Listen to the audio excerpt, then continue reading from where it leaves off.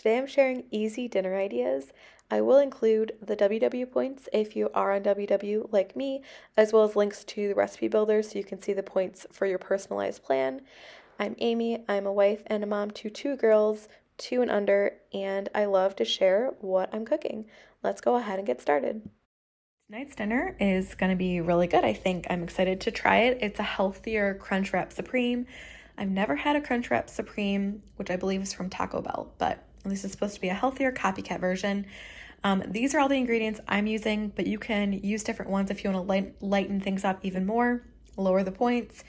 I'm using ground beef. Feel free to use like ground turkey, ground chicken, anything like that.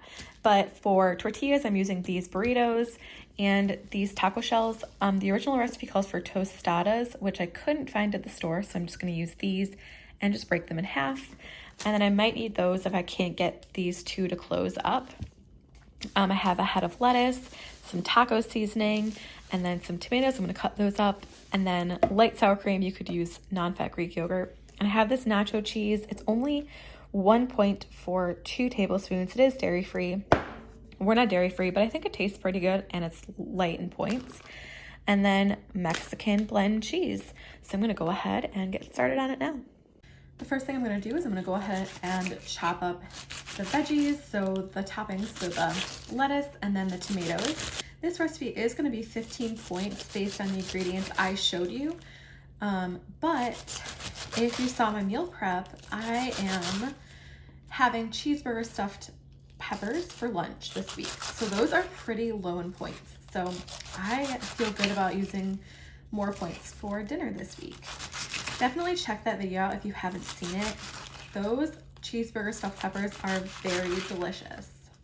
Now I'm just gonna go ahead and have these tomatoes. The recipe calls for aroma tomatoes, so if you wanna use that, go ahead and do that. This recipe looks pretty cool, I think, but it actually seems really easy to do. There's not that many ingredients. These are the only 2 things I have to cut are the tomatoes and the lettuce. So basically I just have to cook the ground beef and then put everything together. So I think that's pretty easy and I'm really excited to try it. That's all I'm going to cut up. This recipe does make 8 servings, but I find that if I cut tomatoes too much earlier than when I'm going to eat them, more than a couple of days, they start to go bad. So I'm just going to set these aside and then we'll go over to the stove. I've got the ground beef on the stove cooking. Once it's completely cooked, I'll go ahead and add the taco seasoning. You could definitely make your own taco seasoning if you prefer. I just like the convenience of the like pre-packaged seasoning.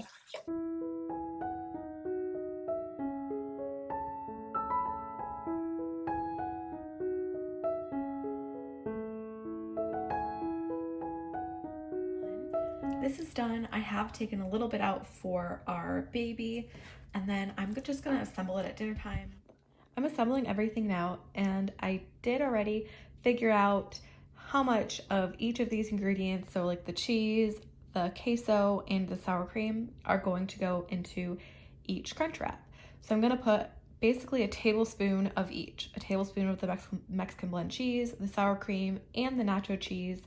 And then I'm gonna put 52 grams of ground beef in, just in case you wanted to know.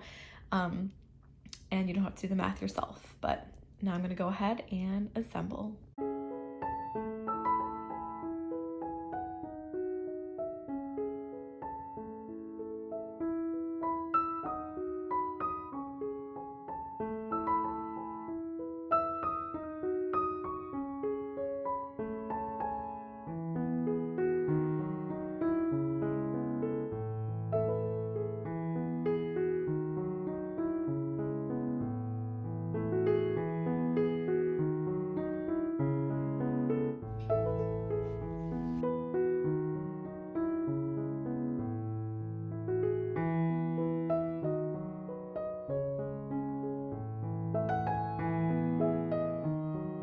These were so delicious. I definitely recommend trying this recipe. It was just so good. And I did put oil on the first ones you saw. This one was just as crispy, and I did not use any oil. I just kind of pan fried it without oil, but super, super good and really easy too.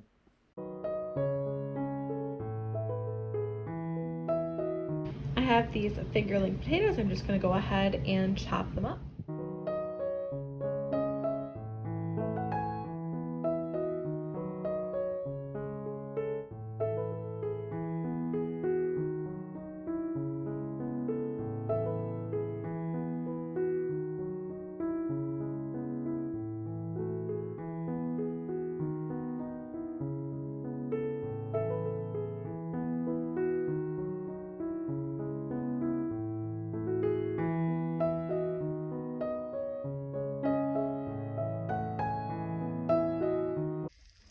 These were in for 15 minutes at 400, and they look and smell so delicious. I can't wait to have them for dinner.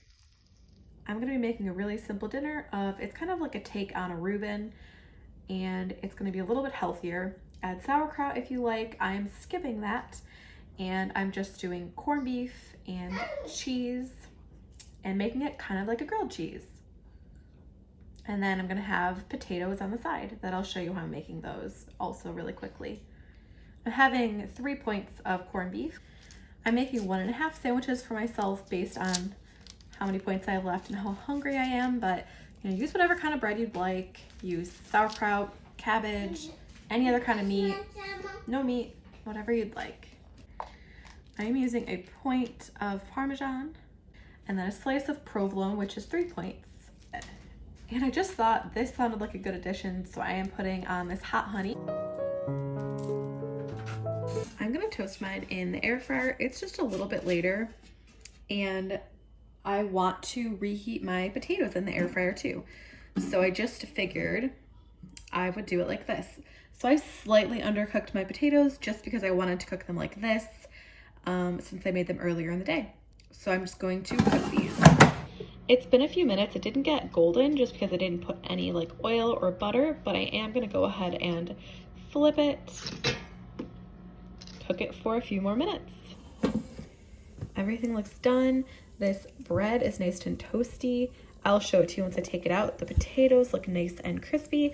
Definitely add like spray oil or something if you have any. I just don't have any, and I didn't want to put butter on it. I just wasn't in the mood. So I will show you how it looks, but I can't wait to try this. Here it is. It's all done.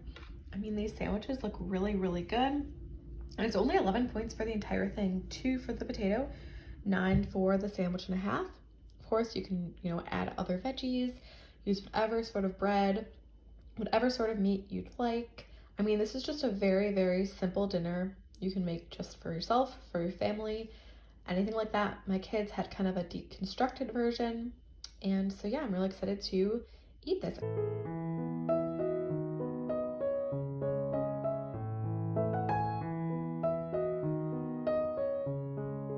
Tonight's dinner I'm going to put together really quickly. This is an Instant Pot chicken Florentine with pasta. I thought this recipe sounded really good. I don't use my Instant Pot very much, but I have been inspired to try it by Ivy if you're watching this. Hi. So I have chicken breasts that I'm going to dice up, and some mushrooms and spinach, veggie broth and garlic, some seasonings. I'm using milk instead of cream. And then I'm going to shred up this Parmesan, and there's going to be some pasta in it. So let's go ahead and get to chopping. I'm going to start with the drier things first. So the first thing I'm going to do is just go ahead and shred up this cheese. I need a cup. So let's see how good I guessed. Okay, that's a pretty heavy cup, but that's okay. Next, I'm going to go ahead and mince up this garlic.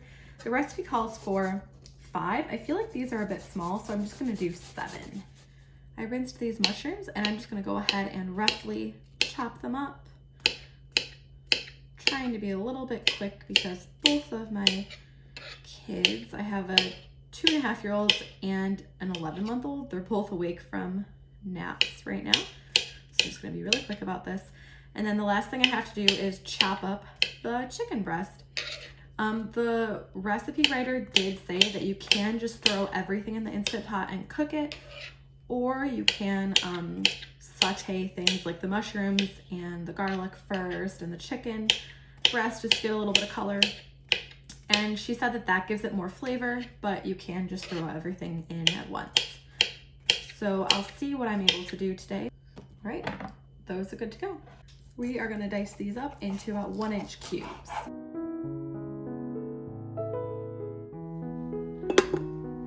I have just melted a 1/2 tablespoon of butter and a 1/2 tablespoon of oil. I'm gonna go ahead and add in the mushrooms and saute them. I did reduce the amount of oil and butter just to keep the points a bit lower.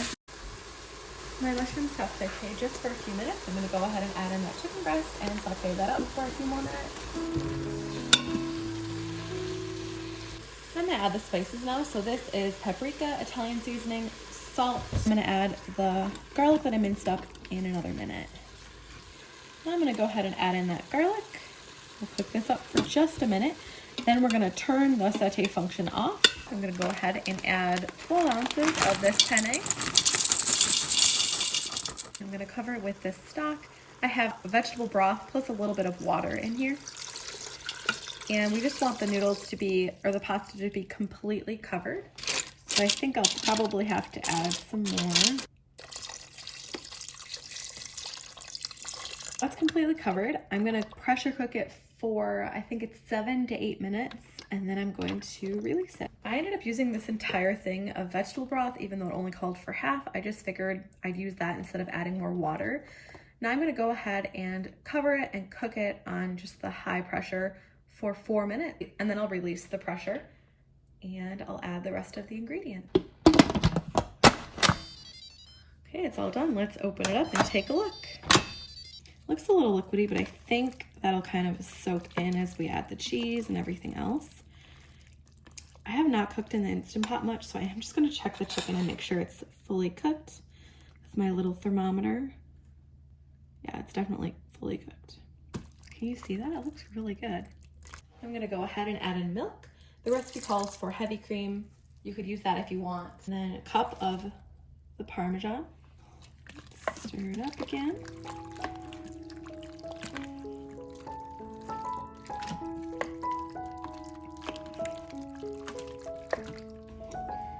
Just added a little basil in there.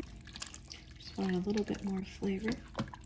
I'm gonna add the spinach in. So I did break it up just a tiny bit.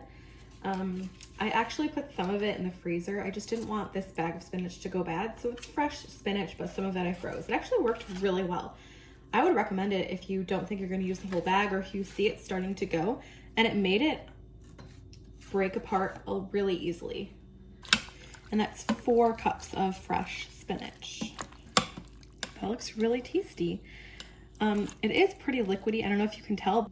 So you might want to add more cornstarch. We're not eating it for a couple more hours, so I'm actually going to go ahead and put this in the fridge. So I think it should get a lot thicker by then. I'll show you the consistency that it looks when we're actually going to eat it.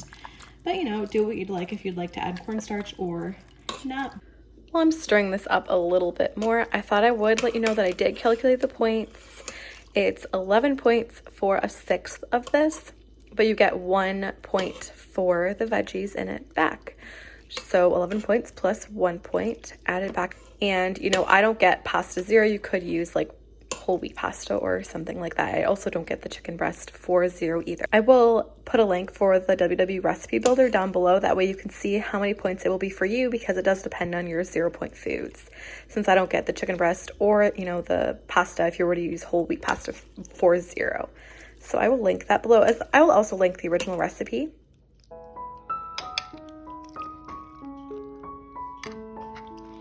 Yeah, that consistency is perfect after having it refrigerated for a few hours. This is really delicious. The chicken and the pasta have a really great flavor. The chicken's really tender, and it was really, really easy to make. I'll definitely be making this again. Thanks for watching. I hope you enjoyed this video. If you did, I hope you'll consider subscribing, and I'll see you next time.